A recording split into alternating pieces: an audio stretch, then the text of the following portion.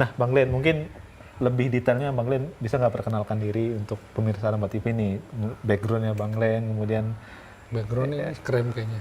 ini background rumah kan, ini Krem bukan kuning apa? background antum. Oh, Subhanallah, bukan background ini. background dari mana nih? Dari TK kelamaan. Jangan TK aja, ya dari balik aja dari balik sampai ya dari balik lah. Dari balik umur 18 ya. Sebelah balik berapa gua? Enggak, tapi kecil di aktif maksudnya. Oh, gua oke. sampai SMA di gereja masih. Aktif gua di gereja.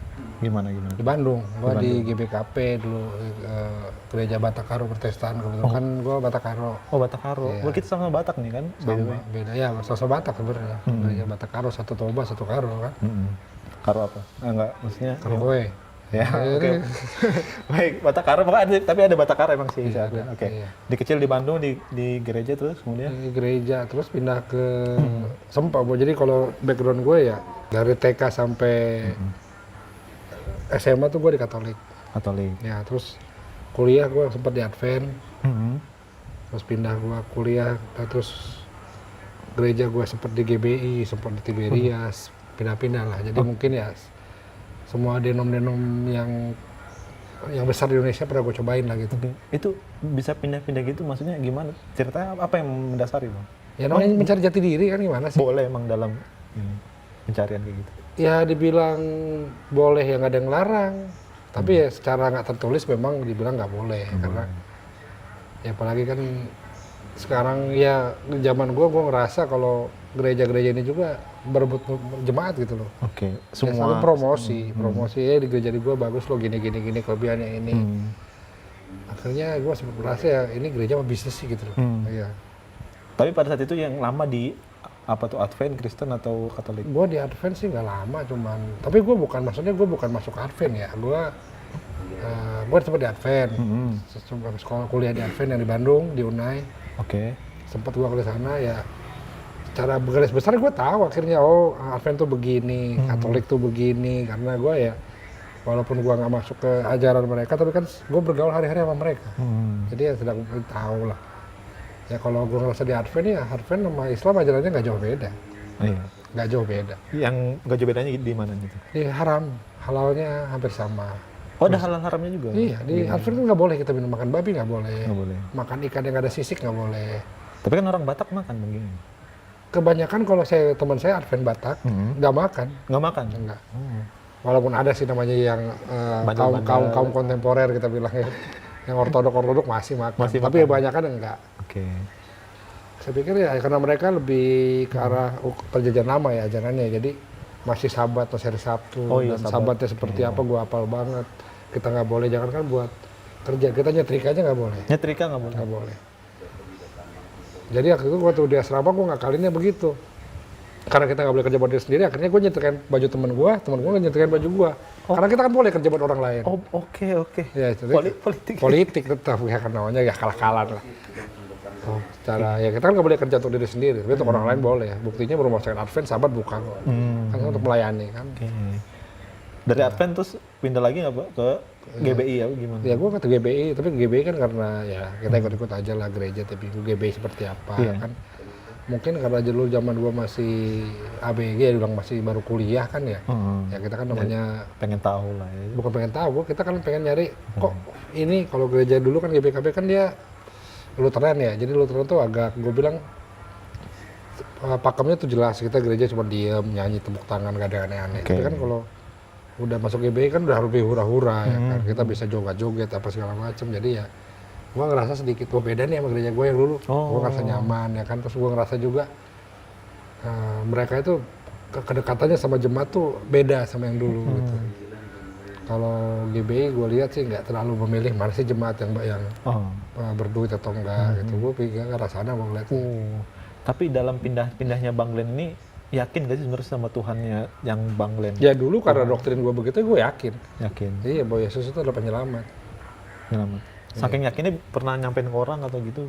Enggak. Itu di sendiri aja gitu? Ya karena gue bilangnya ya itu agama, ya gue lah, gue gitu ya. Kalau itu gue percaya gitu ya udah, orang mau percaya enggak, yang penting jangan ganggu gue gitu. Karena gue gitu, dari dulu gitu ya, orangnya gue gitu emang. Gue nggak pernah mau nyampurin urusan orang. Soalnya orang itu minta bantuan kan gitu.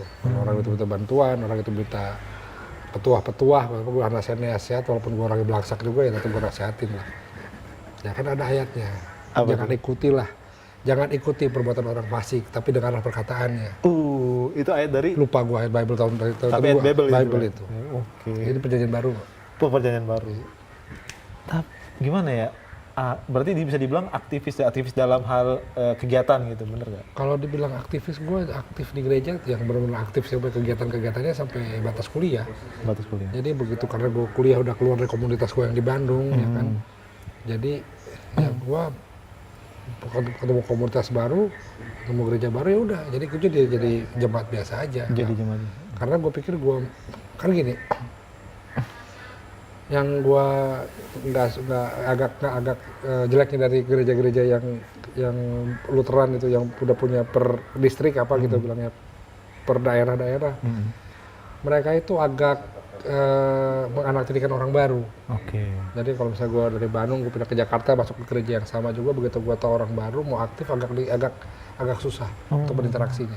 Senioritas enggak? Di belah saudara bukan ya karena mereka kan sudah kayaknya agak menutup diri dengan orang luar. Oh, itu padahal sama iya.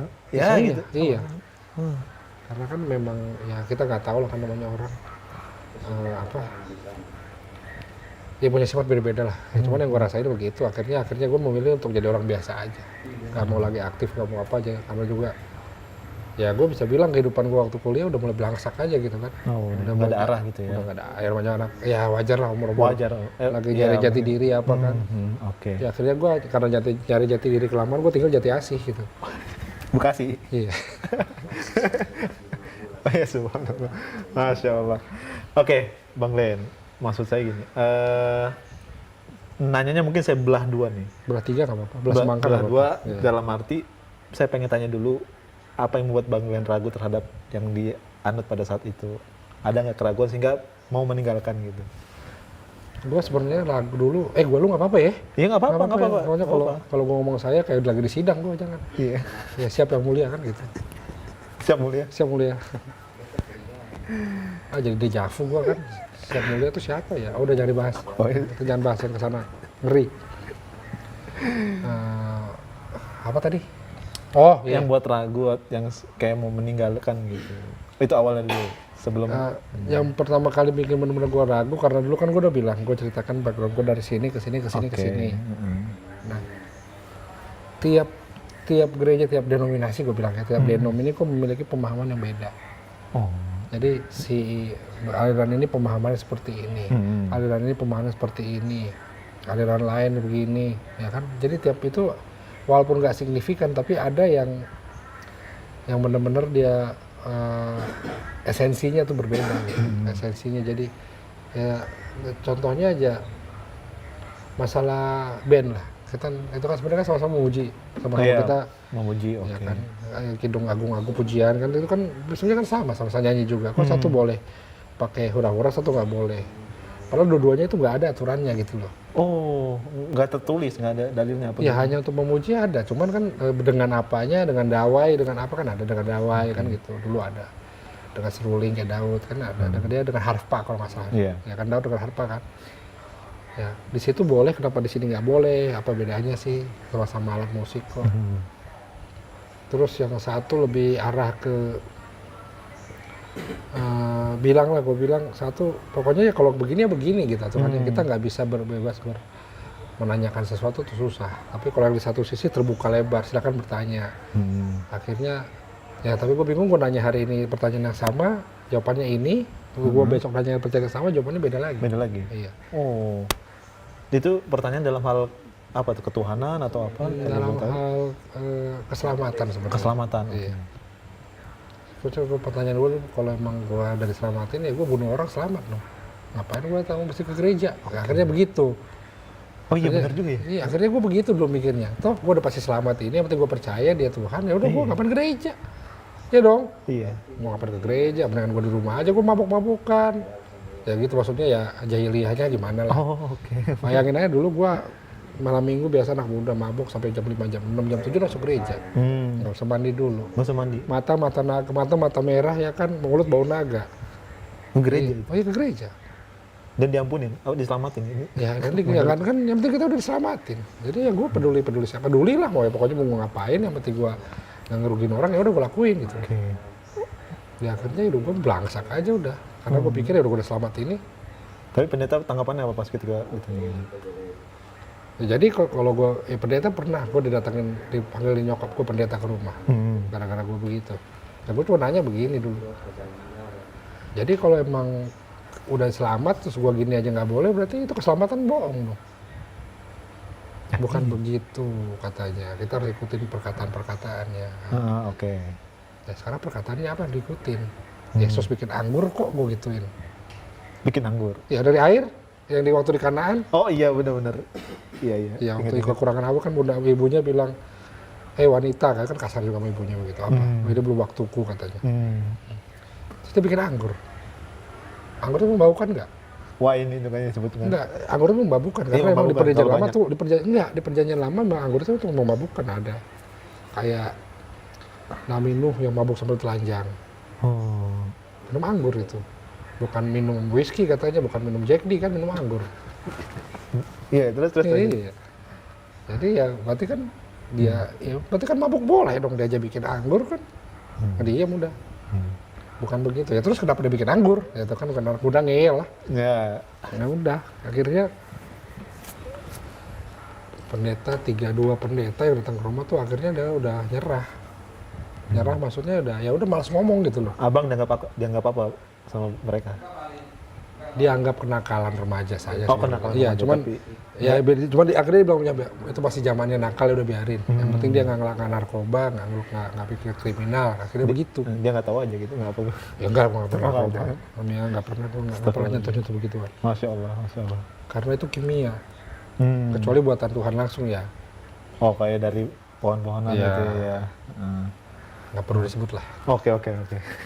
Panjang itu nanti. Karena semua ciptaan Tuhan itu baik untuk manusia. Baik Iya. ya. Tapi belum tentu benar. Belum tentu benar. Baik.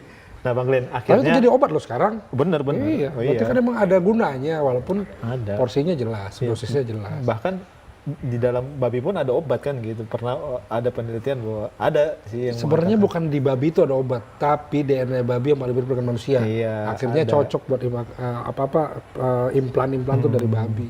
Ya, itu kan sempat jadi perdebatan juga kan. Oke. Ya, Masya Allah lah.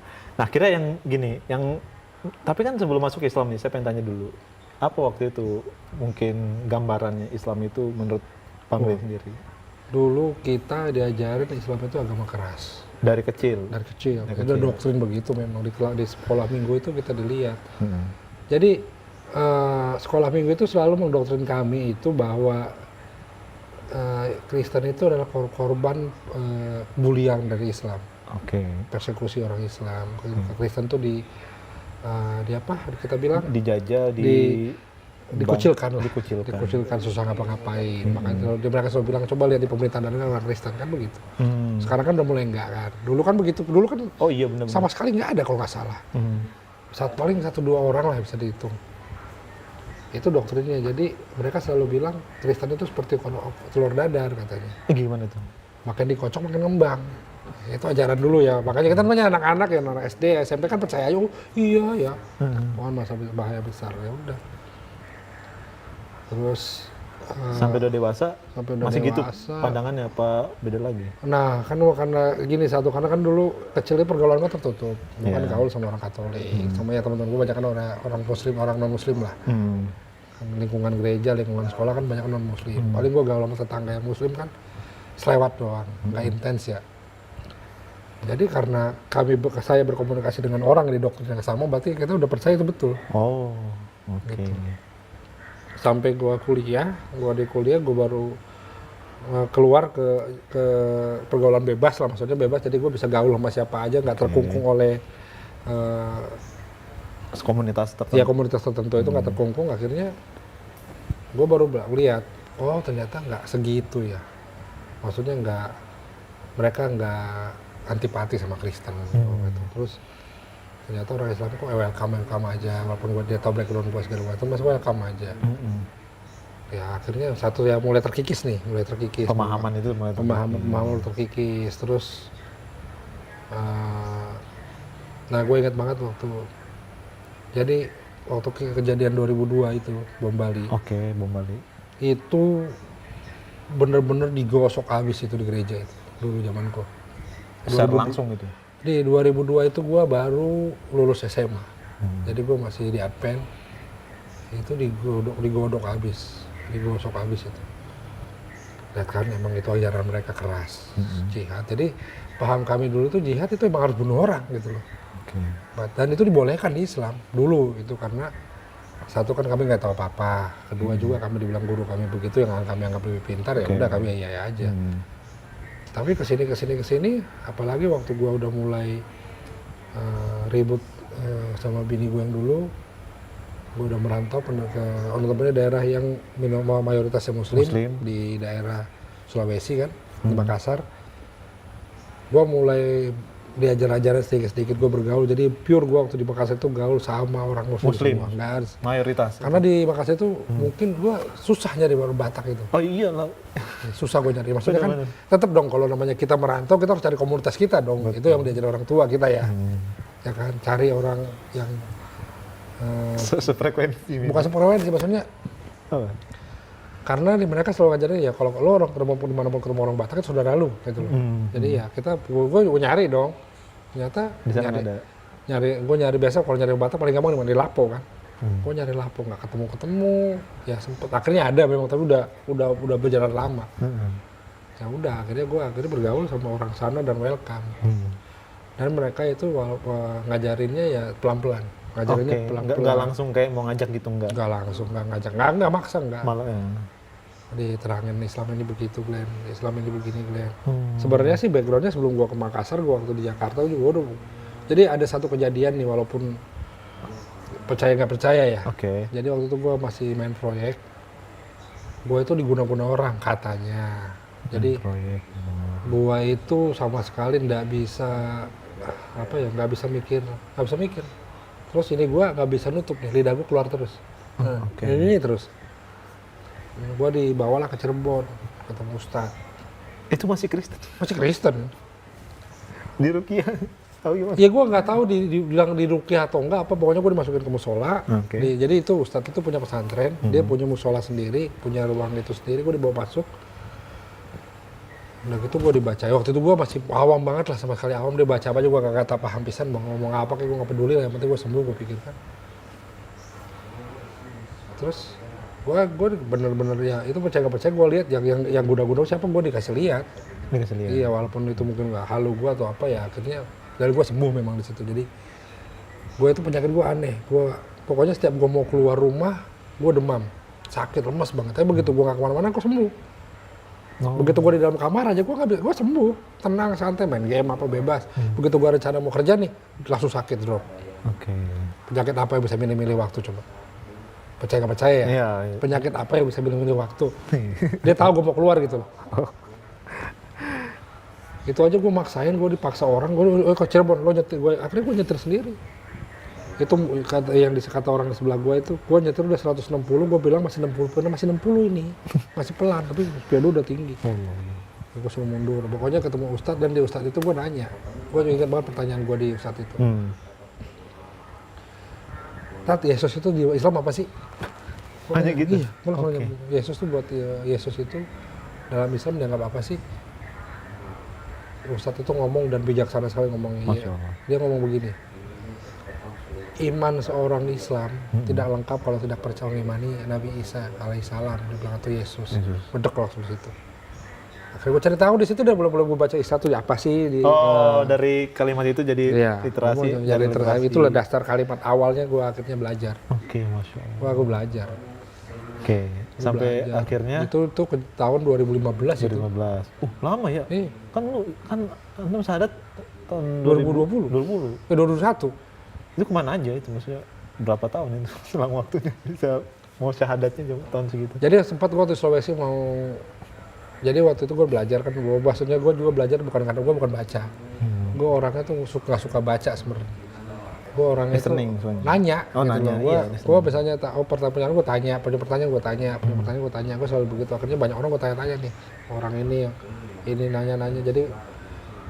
Jadi dulu gua itu di Makassar hidup di satu daerah yang punya masjid besar, yang dia di aliran tertentu gitu. Gua lupa nama alirannya, tapi dia itu memang Islam. Islami, oke. Islami. Cuman waktu itu dia welcome banget, baik segala macam apa. Cuman yang bikin gua satu akhirnya itu kok mundur nggak jadi syahadat di situ. Ngerasa nggak beres ada yang Gini gua mikir kok ini orang. Jadi apa dulu gua nggak tahu zaman jadi habis sholat isya nih ngumpul semua di masjid, dia kayak berzikir tapi joget-joget pakai kendang apa gitu. Itu yang sempat viral itu mungkin ya. Dulu ya. Oh iya. Tahun dulu itu. Tahun dulu. Gua pikir kalau gua kayak gini bedanya sama Kristen apa gua gitu. Kristen juga. Iya. Oke. Bener kan nih? Setahu gua nggak gini kan, setahu gua kan khusyuk apa kan dulu. Gua udah mikirnya ke situ karena ya gue sering karena gue bergaul sama orang Muslim di Makassar itu, kalau gue jalan kemana-mana kan setiap waktu sholat nih Pak, ini untungnya nih orang 5 waktunya nggak pernah berhenti. Oh. Jadi gue kalau kemana-mana dia sholat, gue diam di luar. Gue cuma ngeliatin di luar, gue ngerokok ya kan, makan bakso gitu di luar masjid. Terus gue lihat ini kok teratur semua ya, adem gitu kan. Tapi ya di situ gue masih sedikit nggak elah. Itu mah setan gitu kan. Enggak, maksud gue, ya karena gue merasakan, gue yang bener dong. Waktu itu kan gue merasa begitu kan. Jadi sempat gue tanya sama Ustadz itu, sempat gue ada pergumulan, bahasa Kristen banget ya, pergumulan ya, apa namanya? Gejolak hati, oke. Ya gue sempat gejolak, ya gitu, akhirnya gue balik lagi ke Kristen. Walaupun gue gak pernah gereja lagi. Gue udah gak pernah gereja lagi semenjak itu. Cuman di hati gue masih pikir ya berarti ini cuma cobaan gitu kan. Cobaan ujian iman ya. Mau bersabar, ujian gitu. Ya. Nah, terus ya sampainya jadi gue di Makassar 2 tahun, setahun di Kendari juga gue masih bergaul sama Islam KTP banyak di Kendari kan waktu gue gaul, jadi dia ya Islam sholat nggak pernah. Nah tapi sempet tuh lucunya, jadi waktu gue kerja di Kendari di tambang, gue waktu itu alhamdulillah gue dipercaya orang jadi bagian HRD sana kan, bagian HRD sana. Jadi di satu tambang itu ada satu masjid musola dalam. Jadi kalau tambang itu kan banyak banyak pekerja, ada satu musola. Kan kalau mau ke masjid jauh nih. Nah di situ gue nggak tahu apa yang merasuki gue waktu itu, karena gue masih Kristen di situ kan. Ada yang masih jadi itu satu ada kepala Brimob di situ, dia kepala satpamnya lah, security-nya kan Brimob di tambang itu. Dia nggak tahu agama gue apa. Nah, dia ngomong, Bang Glenn, kenapa bos gitu? Ini mau sholat kan mau jalan lagi. Selama ini kan nggak jalan. Beliin buku Iqra dong. Dia nggak tahu agama gue apa. Sumpah dia nggak tahu agama gue apa. Cuman karena dia lihat gue gaul sama itu, mungkin dia anggap sama lah. Apalagi lu masih ada dulu. Gue berewokan mulu, memang dari SMA gue udah berewokan. Sunnah berarti itu mungkin. Iya, dari SMA gue udah berewokan. Nah, terus dia mungkin nganggap gitu kali ya. Iya, sunnah. Dia nganggap gue ya udah nih. Ya udah butuh berapa? Gue juga nggak tahu buku Iqra itu apaan, gue nggak tahu. Ya Allah, gue itu waktu itu buku Iqra nggak tahu. Gue nanya dong ke pegawai gue. Itu buku Iqra apaan sih? Oh, buku belajar ngaji, dia bilang. Oh, butuh berapa? Oh ya udah, itu tadi siapa minta, gue bilang, security minta berapa? Minta 20. Emang berapa harganya? Paling 5.000 bang katanya. Ya kan orang yang jilid 1 gitu kan murah kan. Ya udah, ntar kalau gue kota gue beliin ya, dan gue keluar nih kan, biasa beli logistik kan keluar kota, ke kota terdekat. Gue keluar, pulangnya gue nggak sadar, gue mampir ke toko fotokopi kan biasa jual Iqra. Ada. Bang, ada buku Iqra nggak? Jilid berapa? Kata dia, pokoknya logatnya nggak gitu ya, pokoknya jilid sana, jilid berapa? Lah jilid apa? Emang ada berjilid-jilid bang? Gue bilang gitu. Kagak banyak. Ya udah yang langsung lengkap aja. Oh yang tebal segini, yang tebal ya, sampai jilid berapa gue nggak tahu dulu dah. Sampai jilid ya. Dia beli berapa? Beli 210, 15 nih duit gue, 15 dah cukup. Ya udah gue beli 15. Gue kasih. Gue kasih Iqra ke satpamnya, dia bilang makasih bang ya. Alhamdulillah makasih. ayo bang kapan-kapan sholat kata dia, kapan-kapan bareng kita sholat jamaah kata dia. Gue cuma ngomong, bang saya Kristen, gue gituin. To the point. Iya. Dia juga nggak bisa ngomong apa-apa karena dia minta buku itu ke gue beliin. Gue ingat banget gue beliin itu barang 10 apa, 10 atau 15 lupa gue, pokoknya antara segitu lah, gue beli banyak gitu. Dan alhamdulillah setelah buku itu ada, itu musola itu nggak perlu, udah hampir 2 tahun gak ada yang pakai.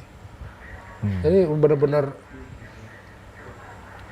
apa ya, benar-benar ya udah terbengkalai lah. Oke. Semenjak pas ada buku itu ramai. Enggak, pas begitu ini jadi ini kepala Brimob nih baru datang nih, gantian kan sip-sipannya ganti, di musola dibersihin sama sekali, dilihat nggak ada apa-apa kan. Buat mungkin ya kalau dia nggak karena dia nggak mikir apa, dia minta ikro yang murah katanya kan, mungkin mau ngajar anak buahnya segala macam. Ya habis gua beli buku ikro tuh alhamdulillah besoknya tuh ada ajan di situ. Oh, ada ajan. Selama ini nggak pernah. Karena gua tahu di dalam tambang itu ya gini loh. Itu tambang terisolasi. Iya pasti kalau gua ke kota terdekat aja, ke desa terdekat aja kalau naik mobil tuh setengah jam. Kalau jalan kaki, nauzubillah kan jauhnya. Itu gak pernah dengar suara azan gua. Di situ gua akhirnya azan ya udah. Dan gua waktu itu nggak mikir apa, ya udah azan ya udah lah. Itu nggak mikir hidayah itu. Enggak, itu hak mereka. Ya kan gua bilang gitu ya kalau Islam ya silakan beribadah. Gua beribadah sendiri kan gitu. Nah di situ gua akhirnya banyak nanya juga ya kan, ini ikro apa? Gua ambil satu memang gua baca.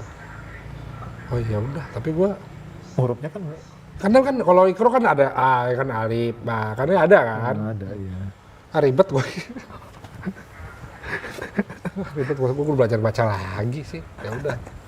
Dan memang dari sejak masalah itu yang gue kasih ikro itu sampai gue ada di tambang ada masalah itu nggak lama. Paling 3 mingguan gue langsung bermasalah itu tambang. Gitu.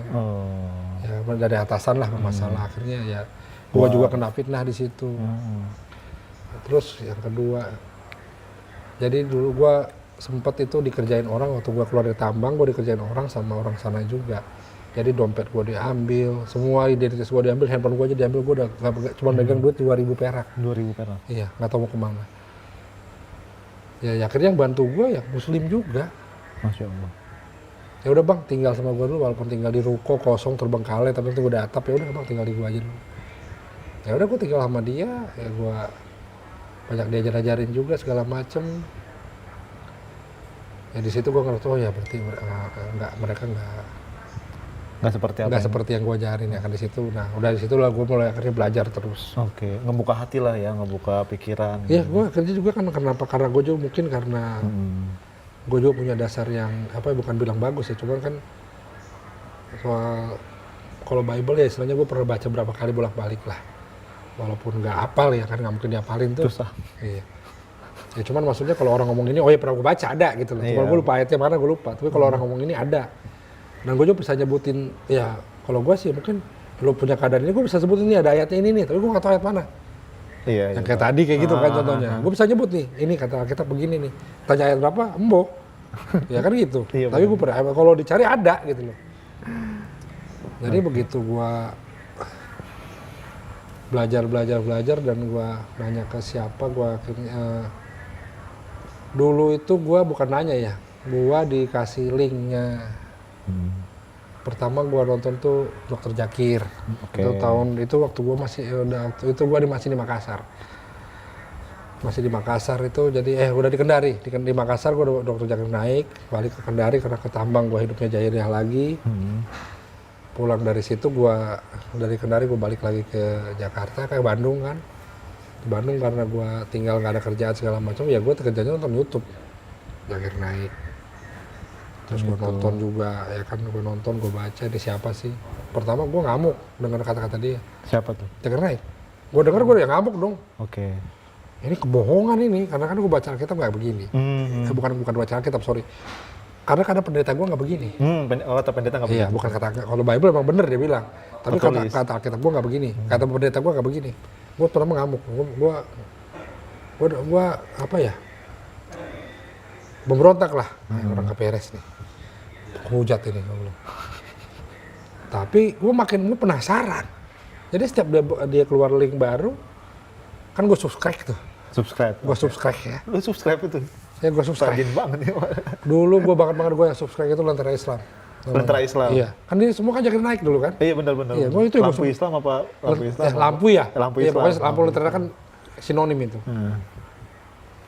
Iya, gue subscribe. Subscribe. Subscribe. Kayak kira nonton sampai YouTube itu. Iya. Ada link bahkan udah gitu gue padahal kalau gue hujan ngapain gue subscribe sih?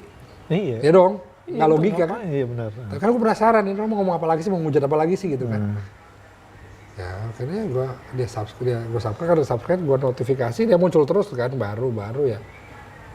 Gue nonton makin masuk akal nih, bener juga. Terus gue bisa ngapalin ayat segala macem. Dia bilang Islam itu lebih Kristen daripada orang Kristen. Kaget gue, kenapa? Terus dia bilang, ya karena Yesus sunat kami disunat. Yesus puasa kami puasa, dan dia bersujud kami bersujud. Bener, ya udah. Habis itu baru gue akhirnya percaya, dan abis kejadian itu kan gue diungsikan ke Bali nih. Ke Bali? Ke Bali gue disuruh menyokap gue, suruh tinggal sama pendeta gue. Oh, di isolasi? Di isolasi, karena dulu gue punya sepupu di Bali itu pendeta. Okay. Jadi dia bilang udah si Glenn bukain usaha di sini, rame tempatnya segala macem. Benar gue dibukain sama nyokap gue bukain kedai lah, gue bikin jualan nasi goreng apa. Hah? Rame kedainya? Kodor lu enggak? Oh kodor lu enggak? Kodor lu enggak rame. Mungkin kalau rame lu bakal betah kali ya? Iya, kodor lu enggak rame. Sepi banget. Sepi. Jadi gue jualan nasi goreng, ya kan namanya kan kayak gue bilang kan bule masuk, gue kan makan pasti dong. Gue jualan kentang goreng, sosis, sandwich segala macam lah yang makan makanan bule. Taunya mampir sono, supir-supir. Oh. Supir-supir travel. Jadi gua yang laku tuh kopi doang, kopi teh berapa sih omsetnya kan? Wah ini gue makanannya nggak usah gue pindah. Gue pindah tempat di mana gua buka tempat baru itu di depan pesantren. Di depan pesantren, di dekat masjid. Disitulah gua mulai ikutan sholat. Tapi belum sadar? Belum. Gue syahadat sekali doang pas di Bandung kemarin itu, sekali doang gue syahadat memang. Tapi udah sholat gue.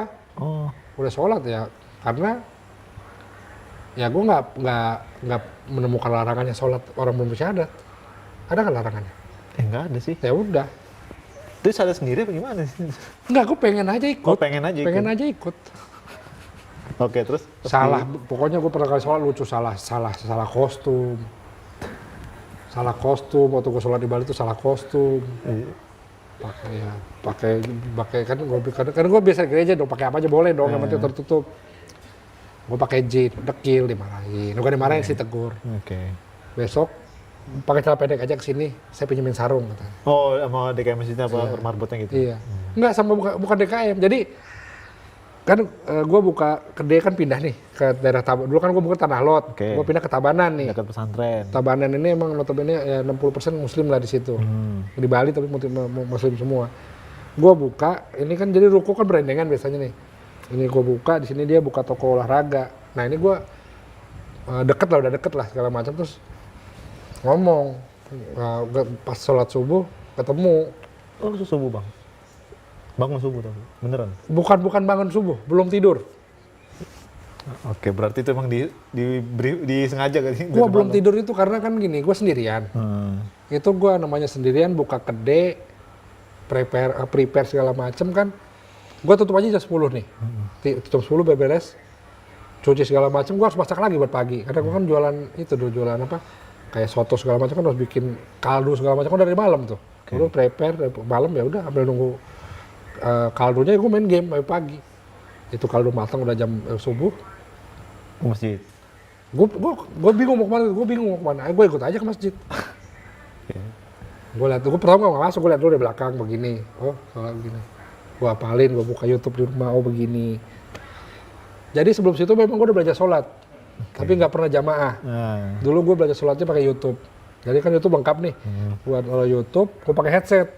Karena gue nggak hafal sholat sama sekali kan. Gue pakai headset, gue ikutin gerakannya. Iya. Ada kejadian lucu dulu. Di kosan, di Makassar nih. Gue udah sholat memang ya, udah sholat. Diketok orang.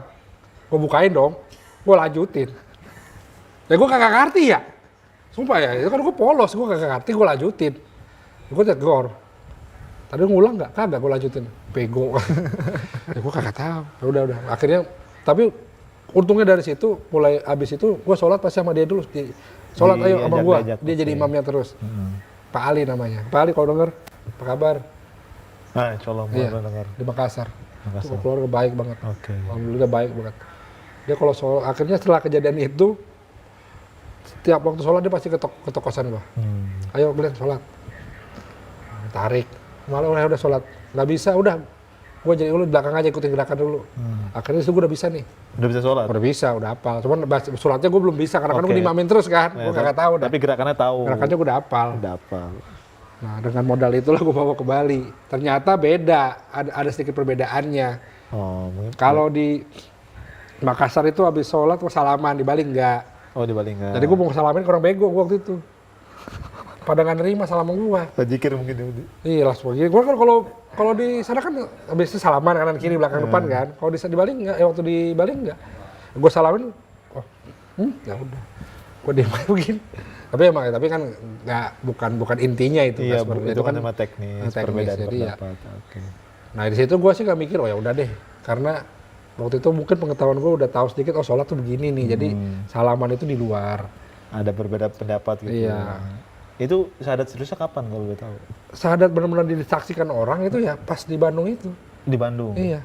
Sebenarnya di Bandung. Sebenarnya kalau kita udah bisa sholat, sebenarnya udah syahadat kan sholat kan. Pas tahiyat kan syahadat itu kan, bener Iya. nggak? Ya cuman karena nggak ada saksinya mungkin nggak sah kali ya. Oke. Iya. Resminya?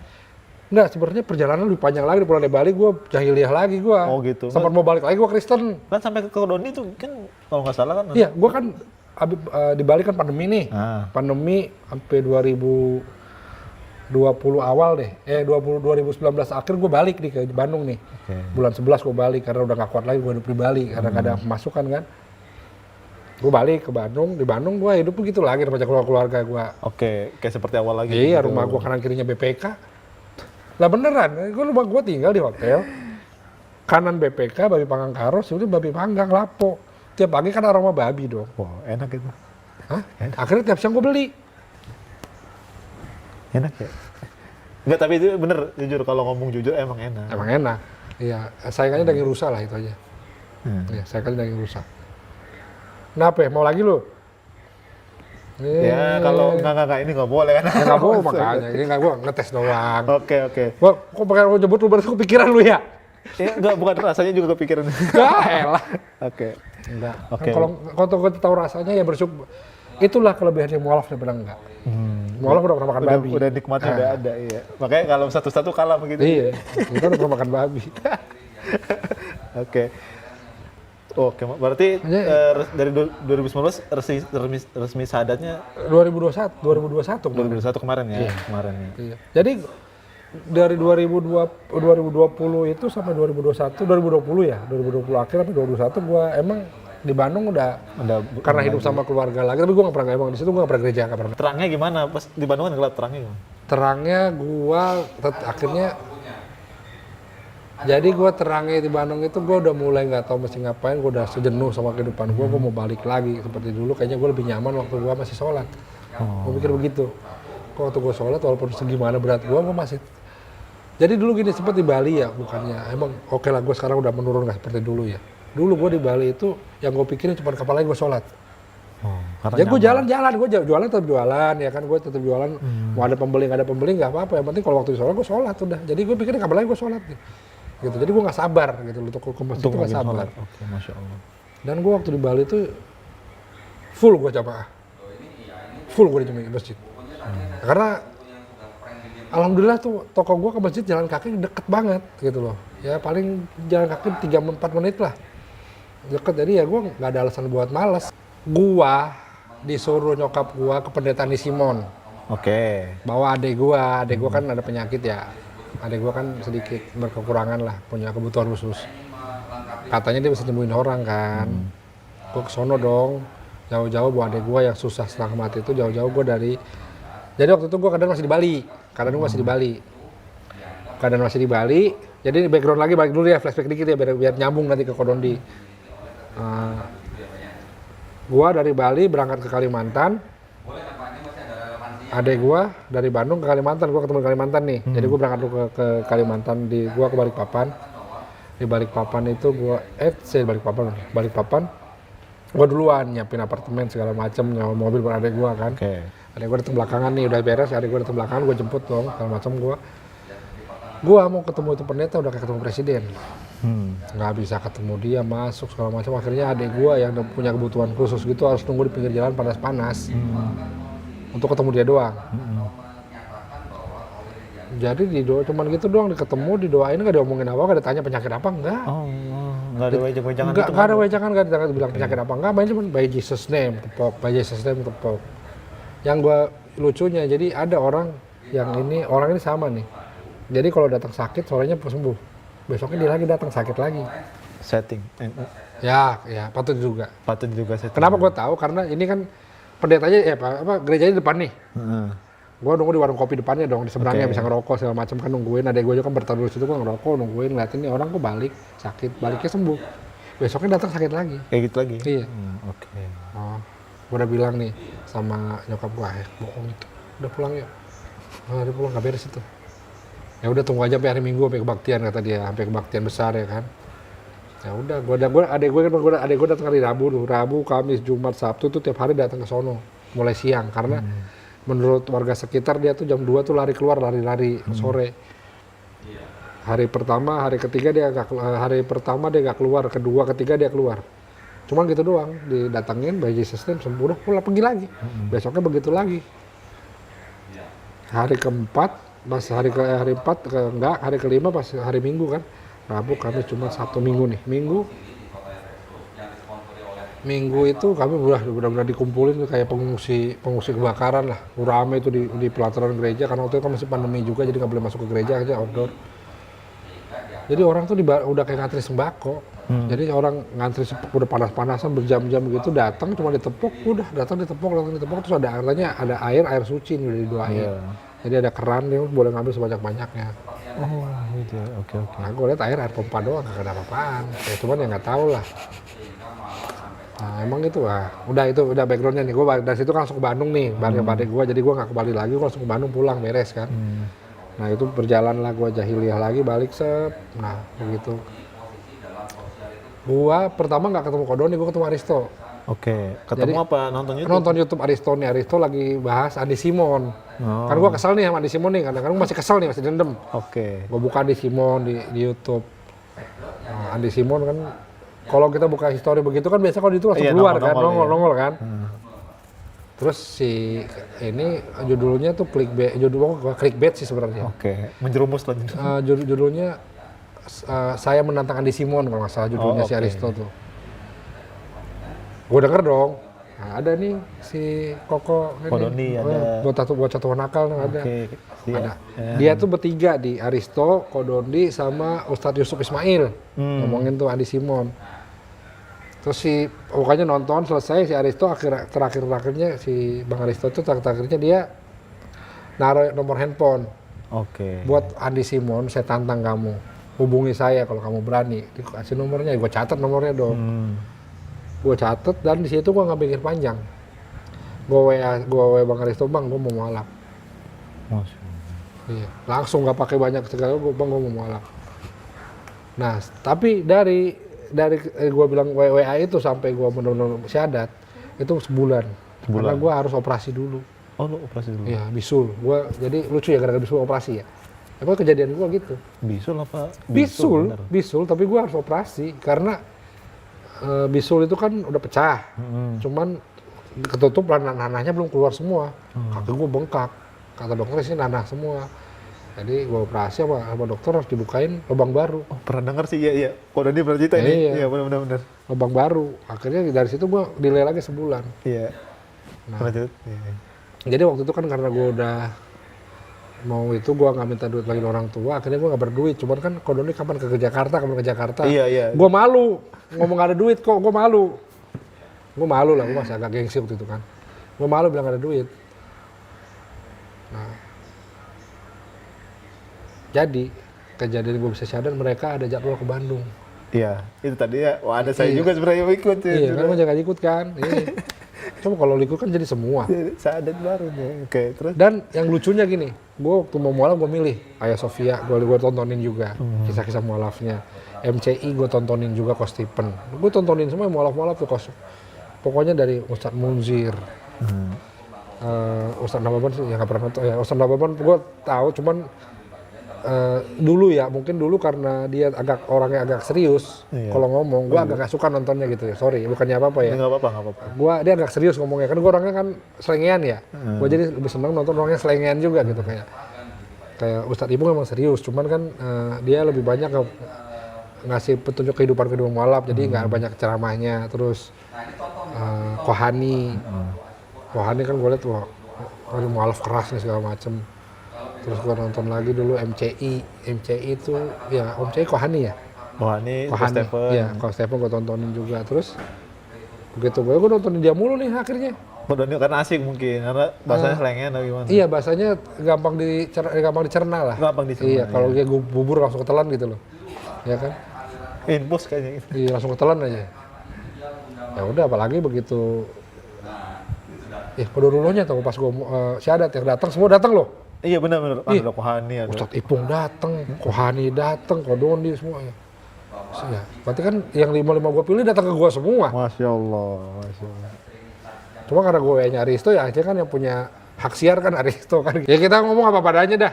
Iya. Ya kan karena ya kan saya gue daftar ke dia, nggak mungkin akhirnya kan. Ya tapi ya gue juga nggak milih-milih, memang ya udah dia datang semua. Dan itu gue datang jam 10 malam kalau nggak salah. Gue minjem motor orang, gue datang ke sono. Iya, gue datang langsung ngobrol, langsung syahadat, gak banyak. Masya Allah. Senang waktu itu ketemu Ruko Dondi yang lain-lain, terus syahadat di depan mereka gitu. Perasaan ini, ngomongin perasaan ini ya. Gue waktu malah nggak mikir apa-apa gue. Syahadat, alhamdulillah gue syahadat. Gitu gue mikirnya itu, gue cuma senangnya ini semua orang yang gue tonton ini datang gitu loh. Nggak direncanain sama gue nggak milih-milih siapa, maksudnya gue nggak. Pokoknya karena waktu itu gue cuma punya nomor kontaknya Aristo, gue langsung hubungin dia. Karena yang lain kan nggak, nomornya susah nih, nyari-nyari Kodondi aja nomornya susah. Aristo kan nyebutin nomornya, gue hubungin dia, bang, waktu itu gue masih malam bang, ini gue Glenn dari Bandung, gue mau malap, nggak nyampe 5 menit dibalas sama doi, langsung, ya udah kapan? Jadi pokoknya selama proses itu sampai mualaf itu ya mereka cuma ngomong kalau punya niat jangan ditunda-tunda. Iya, disegerakan. Nah, terus gitu ya. Gua waktu itu juga sebelum bersyahadat yang benar-benar live, gua udah sering gabung ke TikTok. TikToknya si Rifa. Oh ya, sama Uni Rifa. Uni ya. Gua gabung sama dia, yang mana gua bilang gua mau mualaf segala macam, ya akhirnya cuman saya bilang yaudah sekarang aja, kata jangan, enggak, saya mualaf nanti di itu, karena berarti udah banyak lah ya yang mau ini bantu untuk syahadat gitu. Oke, berarti 2000, berarti udah setahun ya, 2 tahun lah ya? Udah setahun pas. Setahun pas ya lah ya? Setahun pas, November. Gua syahadat tuh Agustus. Oke, sekarang ini udah setahun, udah resmi syahadat nih. Itu menjalankannya jadi lebih gimana menurut perasaan Bang? Gue bersyukur semua yang gue butuh ada aja terus, walaupun nggak kelebihan ya, tapi cukup. Masya Allah. Karena emang itu janji Allah kan, tidak ada orang miskin. Wah, tepat sih. Gak ada orang miskin, adanya yang cukup. Ada orang cukup, orang kaya dan cukup. Iya. Tapi gini, maaf ya, sama keluarga gimana? Awal sampai sekarang. Ya kalau mau diceritain pahit, cuman gue nggak suka, nggak enak kalau bisa ceritain deh. Oke, tapi nggak manisnya sekarang. Ada nggak progres baiknya gitu? Manisnya gue jadi sekarang intensitas gue berhubungan sama nyokap gue jadi sering. Dulu kan gue nggak pedulian. Oh iya. Oh dulu gue nggak peduli. Oh oke, semenjak kenal Islam jadi lebih care gitu. Iya, maksudnya lebih, ya akhirnya lebih legowo lah untuk nanya kabar. Kadang-kadang juga nanya sama bokap gue aja, akhirnya gue ngomong lagi setelah gue syahadat. Gue sama bokap gue mungkin udah hampir 4 tahun gue nggak ngomongnya. Tapi Islam ngomong, cuma apa kabar, gimana, sehat. Ya tapi itu udah memberanikan diri, melawan ego itu kan. Ya emang diharuskan. Ya masa hal yang dalam keluarga gue aja nggak bisa gue jalanin. Karena ngapain gue ke orang lain dulu, sedangkan keluarga gue aja masih nggak beres gitu kan. Ya walaupun gue nggak bisa membawa mereka ikut sama gue, ya tinggal gue masih bisa mereka menunjukkan kalau gue nih udah beda nih. Dan memang gua sekarang jauh lebih sabar untuk ngadepin nyokap gua. Kalau mungkin dalam keadaan gua masih di jalan yang salah ya, masih domba tersesat gua dulu ya. Mungkin dengan kejadian waktu ini yang gua alami sama nyokap gua sekarang, mungkin gua udah ngamuknya udah gelap mata gua. Ya, Karena ya kan hormatilah ibumu 3 kali kan, baru bapakmu. Ya akhirnya semarah-marahnya gue waktu itu ya, gue tetap tahan diri. Dulu mungkin gue waktu masih agama lama, gue gampang banget makin nyokap gue, ngamuk-ngamuk nyokap gue, anjing babi keluar, berani gue. Karena kan gue masih selamat, nggak ada namanya. konsep keselamatan tadi yang diceritakan di awal. Oke. Ya akhirnya gue pikir mau gue maki nggak masalah. Tapi kalau di Islam kan nggak ada kayak gitu kan? Ya nggak ada, makanya setidaknya ada hisab sih. iya, jangan sampai gua ya apalagi kan azab itu buat orang tua kan. Wah, iya, di bumi kan bener, kan. langsung. Itu akhirnya itu walaupun mereka beda frekuensi sama gua kan tetap aja kan namanya dia ibu kan nggak kalah frekuensi kan. Oke, masya Allah. Yang jelas mudah-mudahan diberikan hidayah bang ya, jelas Ya, amin. Hidayah nggak bisa dibeli sih. Iya, maksudnya diberikan oleh Ya Allah hidayah. mudah-mudahan kalau emang dia pilihan. Amin. Ya, karena kalau nggak dipilih juga kan ya gue merasa beruntung karena gue dipilih gitu aja. Karena gue merasa kita hidayah itu nggak diberikan cuma-cuma. Betul. Dan ya gue nanya sama lo deh sekarang, orang paling kaya di dunia ini siapa sih? Menurut pandangan dunia, pandangan akhirat? Pandangan dunia? Ya. Elon Musk. Ada lagi sebenarnya sih. Ya kita bilang dia lah. Bisa beli hidayah nggak? Itu nggak bisa. Ya udah. Berarti yang paling mahal hidayah. Ya sebenarnya ya itu kan nggak bisa dilihat dengan uang, jadi ya. Bener. Oke. Ya mungkin gue ngerasa sih ya sekarang gue sih lebih apa ya, walaupun nggak, ya gue bukan orang yang masih tekun-tekun banget lah apa enggak, tapi lebih tertata iya. Lebih tertata lah, lebih tertata. Gue lebih bisa menjaga sikap di depan orang. Gue lebih takut sekarang untuk melakukan sesuatu yang di luar nggak sesuai dengan ajaran, walaupun gue nggak tahu banyak ya. Oke.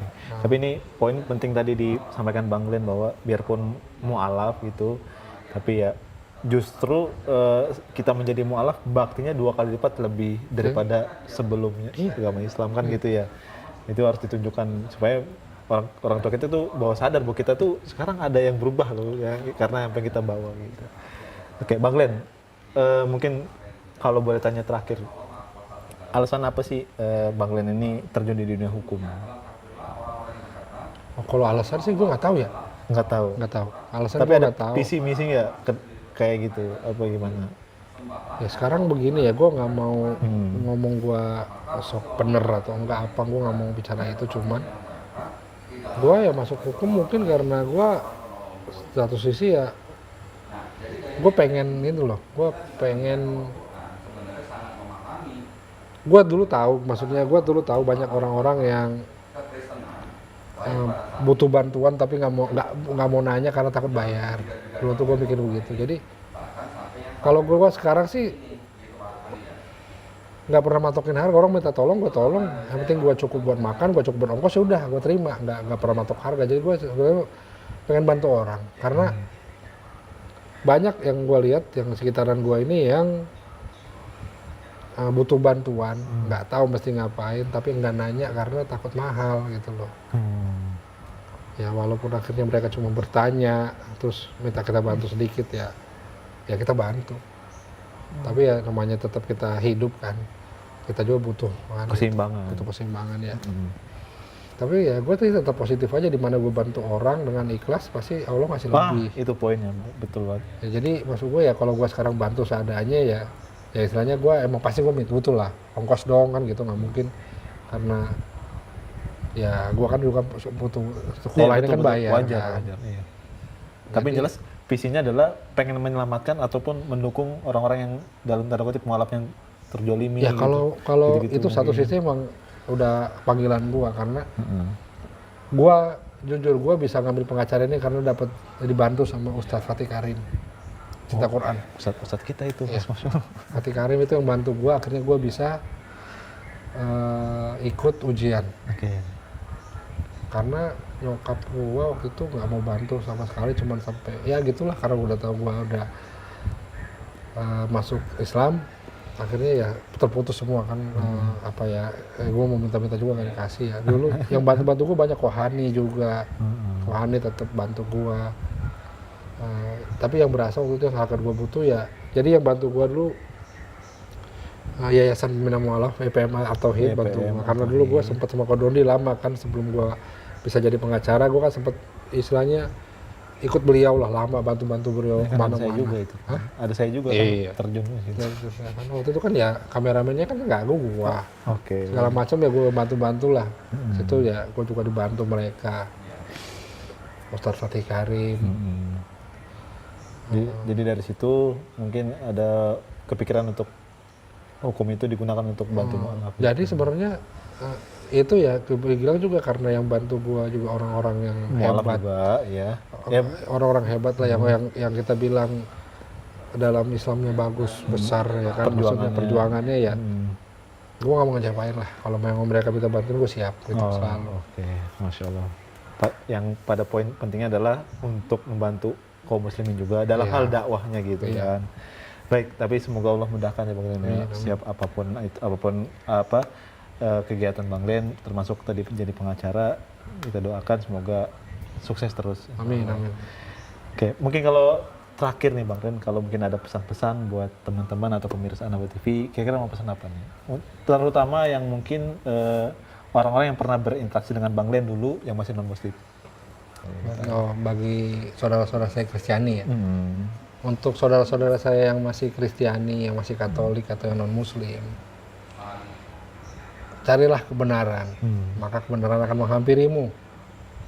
Jadi coba baca Alkitabmu tanpa ada pengaruh gereja, tanpa ada pengaruh orang lain, baca dari lubuk hatimu paling dalam. Mengertilah bahasa-bahasa itu secara nalar manusia, secara akal sehat. Karena untuk baca Alkitab nggak perlu Roh Kudus. Nggak perlu. Kita diajarin baca kok, kita kan dikasih akal pikiran sama Allah, sama Tuhan kita. Jadi kalau kita dikasih akal pikiran terus baca Alkitabmu betul Roh Kudus, berarti akal kita buat apa? Gunakan akal sehatmu, baca. Temukan kebenaran itu. Masya Allah. Iya. Karena kebenaran itu sudah ada di depanmu. Apa yang hak, apa yang rahmatan dilalamin itu ada di depanmu. Ya, cari. Buka hati, lembekkan. Turunkan egomu, lunakkan hatimu, buka pikiranmu. Cari tahulah, maka kau akan mendapatkan apa yang benar. Masya Allah. Ya, mudah-mudahan pesan ini bisa menggugah akal atau perasaan atau hati ya daripada teman-teman kita yang non-muslim. Untuk yang muslim, silakan kalau lagi. Sama-sama kita doakan, kita semua sama-sama tetap istiqomah. Amin. Kita bisa berkumpul di jannah. Amin. Ya, insya Allah. Amin. Kita bersaudara dalam muslim. Jadi sapa kalau ketemu saya di jalan, sapa. Ya kan kalau saya nggak kenal Anda nih, tapi Anda tahu saya kan sekarang. Ya, jadi disapa ya. Ketemu di jalan, siapa tadi namanya nggak tahu, lupa deh. Yang penting kayak pernah ingat gitu. Karena kita saudara sekarang. Betul. Nggak perlu harus kenal nama sebetulnya. Kalau kita ngeliat sesama muslim harus saling sapa gitu. Bagi yang butuh bantuan konsultasi hukum, kirim aja message di Anaba. Nanti biar saudara Adam sampaikan ke saya bantu, insya Allah saya bantu sebisa saya. Masya Allah. Ya. Oke. Baik, Bang Len, terima kasih banyak atas waktu yang sudah disediakan untuk kami, Bang Len. Mudah-mudahan Bang Len sehat terus. Amin. Lancar semuanya, insya Allah. Amin. Kalau udah jadi hakim jangan lupa sama. Nggak bisa lah. Nggak bisa. Baik. Oke. Baik, itu mungkin pemirsa Anaba TV yang bisa kami sampaikan. Mudah-mudahan ada manfaat daripada kisah dari Bang Len ini. Kita akhiri atau saya akhiri. Barakallahu fikum. Wassalamualaikum warahmatullahi wabarakatuh.